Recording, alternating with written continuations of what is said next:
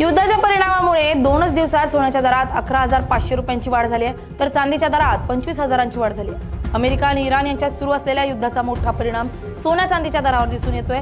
जळगावच्या सराफा बाजारात सलग दुसऱ्या दिवशी सोन्या आणि चांदीच्या दरात मोठी वाढ झाली असल्याचं समोर आलंय. गेल्या वर्षीपासून सोनं आणि चांदीचे दर आकाशाला स्पर्श करतायत. त्यात आता सुरू असलेल्या युद्धामुळे हे दर आणखीनच वाढलेत. युद्ध सुरू झाल्यामुळे सोन्याचे दर एका दिवसात 8,000 रुपयांनी वाढले होते.